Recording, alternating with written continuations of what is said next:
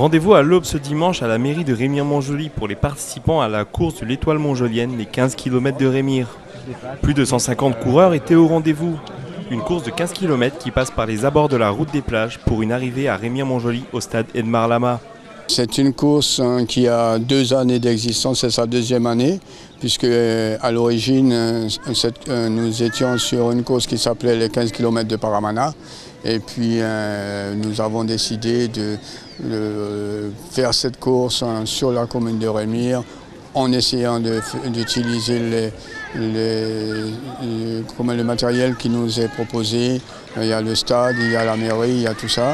Donc nous avons reporté cette course sur la commune de Remire. C'est une course qui est quand même assez difficile, puisqu'elle emprunte la route des plages qui est quand même assez vallonnée. Bon, chacun va à sa vitesse, mais c'est pas évident non plus. Quand on arrive, on pense que c'est terminé, et puis on arrive sur le stade et on nous dit qu'il y a encore 400 mètres à faire. Donc ça coupe les jambes. Là, nous sommes à 155 participants. La première, nous étions un peu moins, nous étions peut-être 127 ou 128, il me semble. Mais bon, cette fois-ci, c'est vrai qu'il y avait une compétition qui était prévue le même jour, c'est le triathlon de Kourou. Et les organisateurs de Kourou ont bien voulu déplacer leur triathlon pour pouvoir faire bénéficier cette course. Ils ont répondu présent, puisque j'ai été pris. Je ne m'y attendais pas à 155 personnes, de sorte que même au niveau par exemple, des t-shirts, j'ai eu une sueur froide parce que je n'avais que 150 t-shirts à disposition, des bordeurs. Moi, pratiquement, quand j'organise une course, je m'arrange toujours à l'améliorer d'année en année et la faire perdurer. Parce que le Paramana était sur sa 17e édition. Donc j'espère que les 15 km de Remire-Montjoly iront plus loin. Cette compétition était composée de 2 catégories, en individuel et sous forme de relais, 3 coureurs, 5 km chacun. Malgré la facilité apportée par cette possibilité, la chaleur et le relief très changeant de la route des plages maintenaient cette course à un haut niveau de difficulté. Ça a été dur parce qu'en fait mes jambes rapidement ont plus répondu et la route n'est pas spécialement plate, il fait chaud, donc comme en plus je viens d'arriver en Guyane, je suis pas encore habitué à la chaleur, c'est compliqué. Déjà je courais déjà en métropole avant, mais bon c'était par 20 degrés quoi, donc ici c'est un peu différent on va dire. En équipe et en individuel, une équipe s'est imposée. Le 9e RIMA, dirigé par Samir, remporte cette course au bout d'une quarantaine de minutes. La course a été menée en équipe. C'était une superbe équipe, des fantastiques équipes qu'on a de 9e RIMA. Donc notre ancien, c'est lui qui a tiré la course au début, les premières 4 km. Il a tenu le coup jusqu'à le 6e. Le 6e, j'ai reparti tout seul, j'ai réglé le rythme. Et c'était bien, le parcours était aussi superbe. Au début, c'est un travail d'équipe. Et pour le début de saison, c'est bien parce qu'on est habitué, on travaille ensemble, même entraînement. Mais à peu près, ça donne pareil, même chose, même entraînement, ça donne pareil dans la compétition.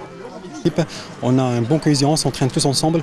C'est grâce à ça, on forme une bonne équipe, c'est grâce à ça on est toujours devant. Des compétiteurs certes, mais dans ce genre de compétition, habitués et amateurs s'affrontent sur un pied d'égalité.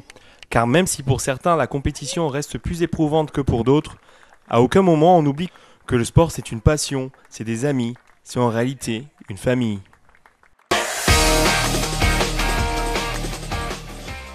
C'est le chrono qui parle, c'est celui qui fait le meilleur temps, c'est celui qui gagne.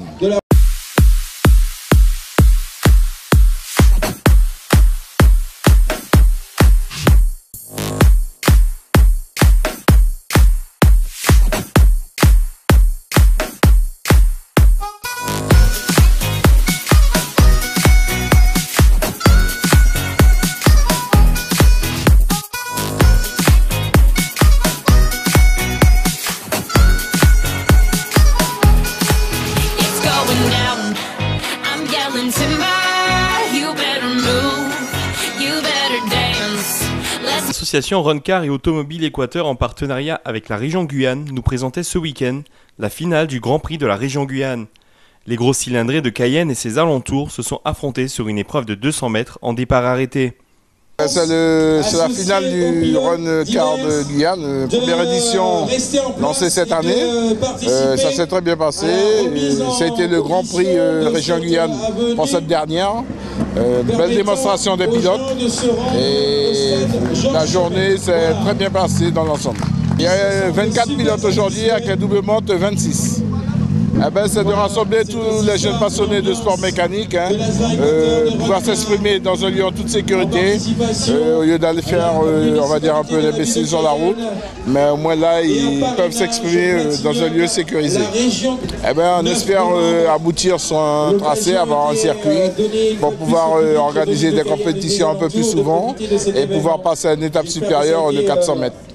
Le sport automobile, pas très mis en avant en Guyane, attire encore et toujours une grande majorité de personnes, jusqu'à déclencher des passions.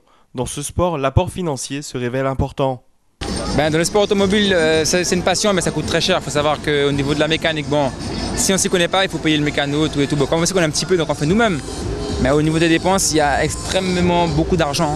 Ça a commencé déjà, on a un championnat déjà, on a eu 3 courses en 1 an. On espère peut-être avoir 4 ou 5 et peut-être même avoir un circuit bientôt, pourquoi pas. C'est plus qu'une passion. Depuis tout petit, j'ai toujours été dans tout ce qui est course de vitesse, que ce soit à moto, en voiture ou même à vélo. Donc voilà. Il faut savoir la dompter parce que des fois quand ça passe, une course à part, il faut rattraper. Sinon, voilà. Puis, après, on se bat contre les secondes. Donc c'est au meilleur décollage. Voilà. Sur 200 mètres, c'est première, seconde, troisième. Début de quatrième. Donc voilà. On passe quand même à 160 en gros. En combien de temps ? Sur 200 mètres, en général, on est entre 7,30 et 10 secondes. Oui, en Guyane, il existe un monde de la course automobile, un monde bien présent et qui attire.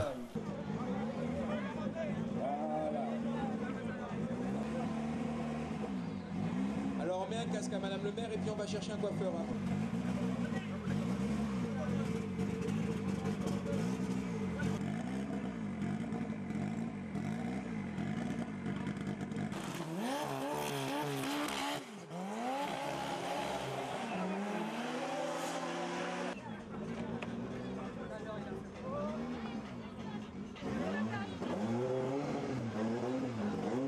Tout à fait, écoutez, c'est la 3e fois que je participe, c'est super, ça permet de lâcher notre adrénaline et j'avoue que s'il y a une 4e fois, je suis partante. Écoute, ça m'était jamais arrivé de monter dans une voiture modifiée ainsi et franchement, ouais, ça claque. Yeah, c'est volontiers que je referai l'expérience.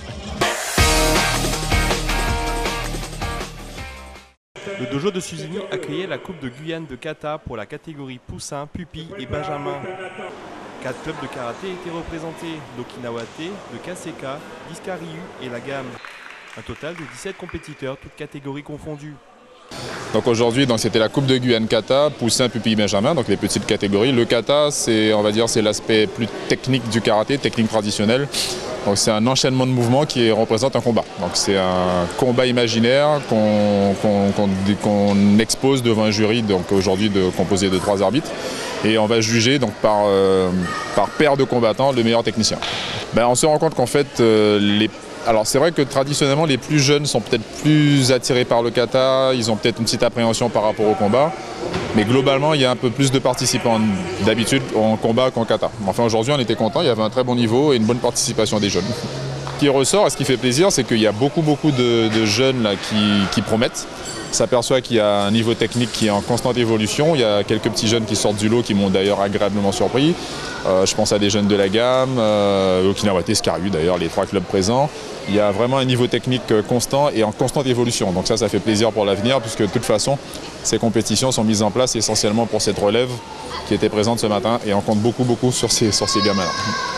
En kata, il y a plusieurs critères. Bon, je ne vais pas faire le détail exact. Il y a plusieurs critères sur lesquels on va s'appuyer au niveau de la forme, de la stabilité, de la rapidité, de ce qu'on appelle la vigueur d'application. Donc en fait, l'enfant doit démontrer également une intention de combat dans son kata. Voilà. Donc il y a plusieurs critères techniques qui permettent d'évaluer un technicien par rapport à un autre. C'est primordial. Le kata, c'est l'essence du karaté, c'est ce qui fait que des karatékas plus âgés, de 40, 50, 60, 70 et beaucoup plus continuent à travailler, c'est la pratique du kata. Le combat, en compétition en tout cas, à un moment donné, on va être obligé de s'en écarter un petit peu. Par contre, le kata peut être pratiqué toute sa vie et J'ai envie de dire le kata c'est vraiment le cœur du karaté parce que c'est dans cette discipline-là qu'on trouve toute la philosophie, tout l'aspect mental, toute la recherche qu'on peut faire à travers le karaté. Alors que souvent en karaté, seul le combat est mis en avant, ce sport reste un sport très technique, où il faut du temps afin de pouvoir en maîtriser les fondements. Parce qu'on apprend des choses et on apprend des combats.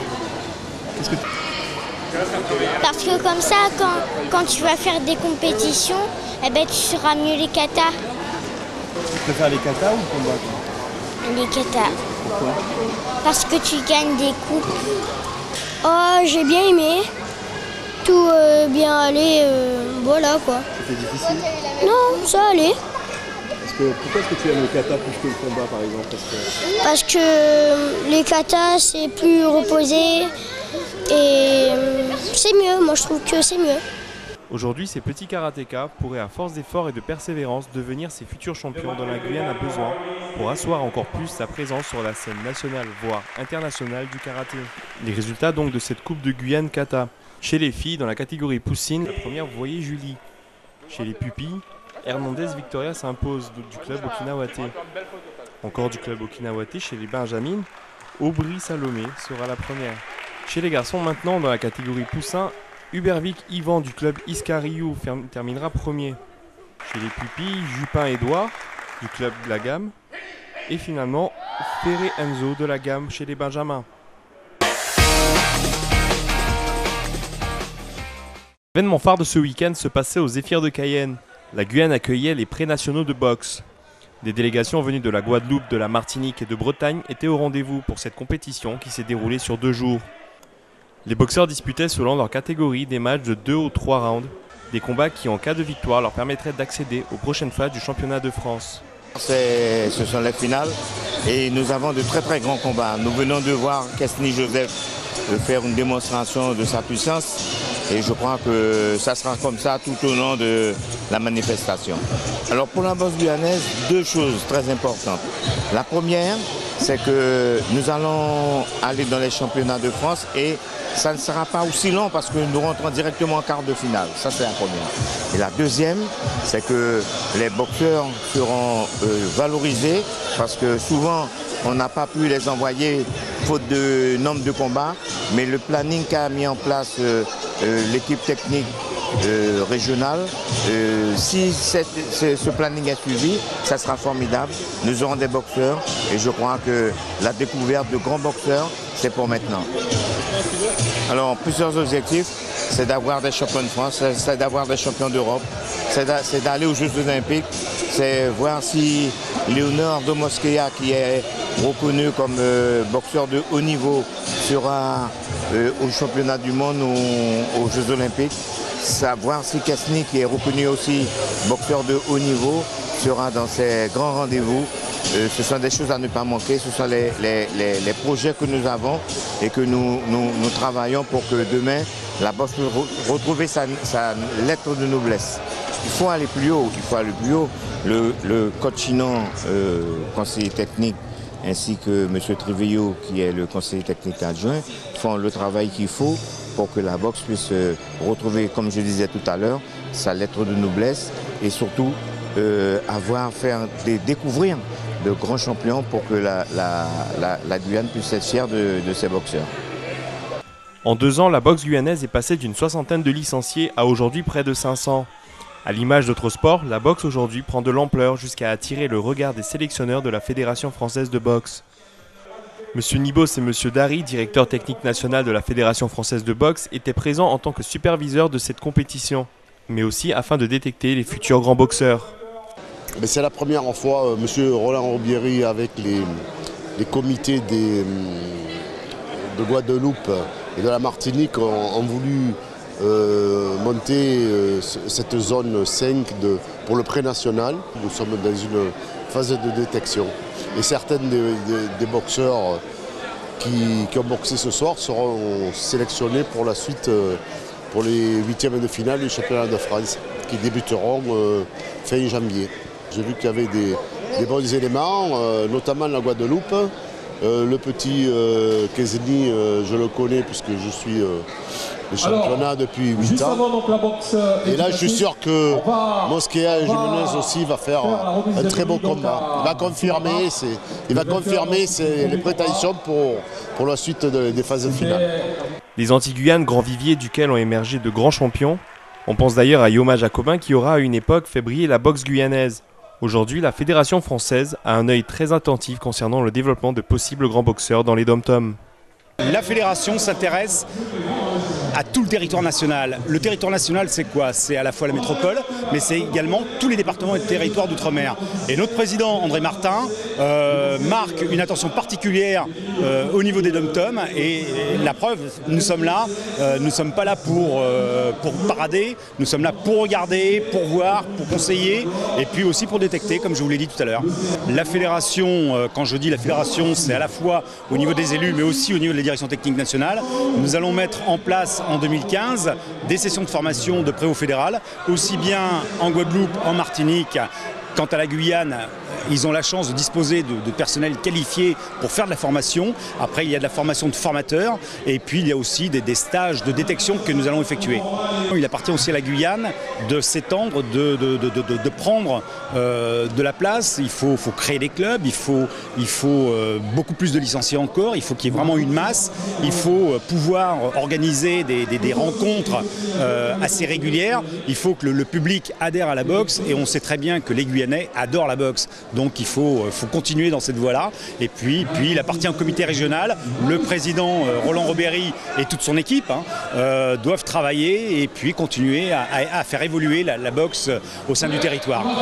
Parmi les combats de cette compétition, Kesni Joseph et Abiswana Eliane du Boxing Club de Cayenne et Leonardo du Guyane Ring, d'ores et déjà qualifiés pour les quarts de finale du championnat de France, ont disputé des matchs de préparation face à la sélection bretonne. Eliane affrontait Roadeline du Boxing Club Saint-Éloi. Kesni, lui, aura affronté Lemoyle Ronan et Leonardo. Tous remportèrent leur match, un bon point de marqué pour envisager les prochaines phases plus calmement. Un bilan positif, tout à fait. Après une telle soirée de beaux combats, il y a eu 7 beaux combats. Je crois que le public était satisfait par ces combats. Et je crois que la boxe guyanaise progresse et on est en train de constater qu'il y a un très grand progrès parmi nos boxeurs guyanais aujourd'hui qui font la gloire de la boxe guyanaise. Il faut continuer à travailler parce que les championnats de France sont plus difficiles que ça.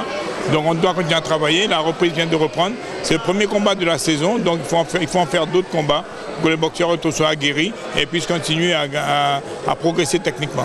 Chaque pays a sa forme de boxe, chaque territoire présente sa forme de boxe. Donc nous avons une boxe qui est celle de la Guyane, qui a des boxeurs qui sont très physiques et puis d'autres qui ont des boxeurs qui sont très techniques. Oui, ça me valorise puisque, comme vous l'avez vu, il y a beaucoup de gens qui sont venus me supporter, nous supporter tous. Donc c'est que du bonheur. C'était un adversaire de taille, donc c'était pas n'importe qui. Un adversaire qui a quand même 30 combats, 40 combats à son actif. Donc c'est un adversaire de taille, le combat était serré, mais obtenir la victoire, c'est le plus important. Et chez moi, c'est pas vraiment la technique. Bon, au début, puis j'étais peut-être un peu trop sauvage, un peu trop brut sur les coups. Mais après, je me suis adapté, j'ai réussi à mieux le travailler.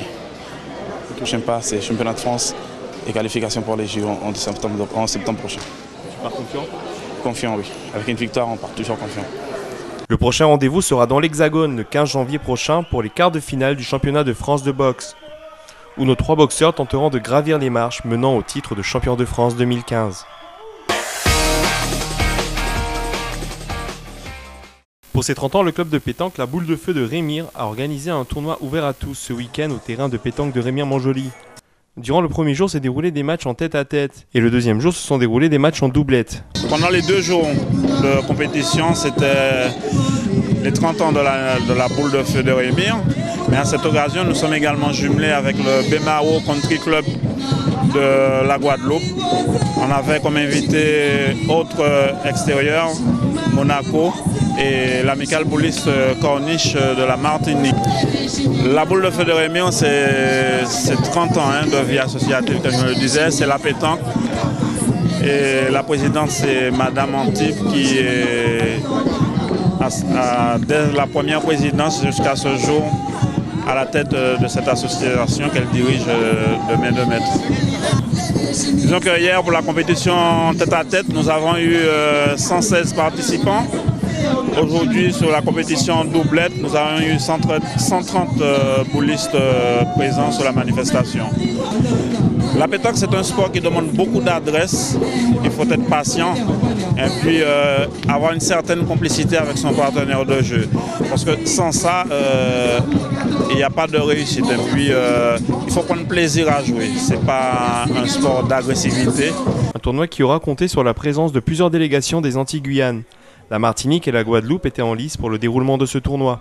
Et nous sommes très contents pour l'anniversaire de ce club parce que quand on a un club de pétanque, c'est du travail, c'est beaucoup de peine, beaucoup de dépenses. Nous sommes, tout club qui se déplace, qui joue, c'est pour gagner. On vient pour gagner, mais c'est dans une ambiance sympathique, dans un truc chaleureux. La pétanque, c'est un sport de convivialité, c'est un sport de maîtrise parce qu'on a 3 boules, c'est des armes qui sont là et on arrive à se maîtriser. Donc la pétanque, c'est un sport extraordinaire. Pour moi, en tant que joueur de boules, c'est l'un des meilleurs sports.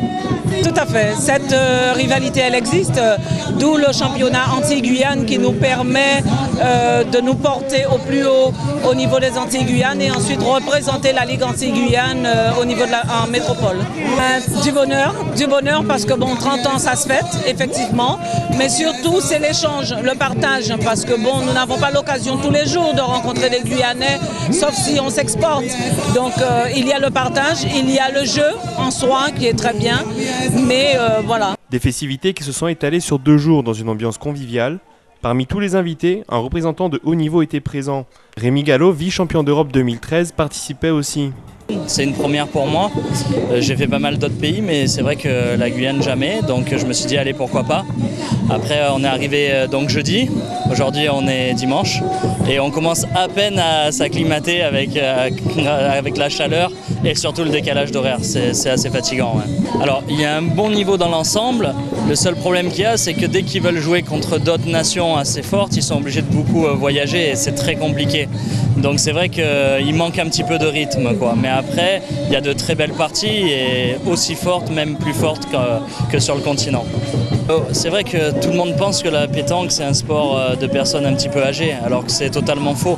Maintenant on regarde sur le continent, il y a beaucoup de jeunes licenciés, il y a des circuits qui sont organisés avec des compétitions pour les jeunes, réservées aux jeunes, soit minimes, cadets, juniors, avec une association qui s'appelle Édulquenote, où il va y avoir la grande finale le 22 et le 23 novembre à Montauban.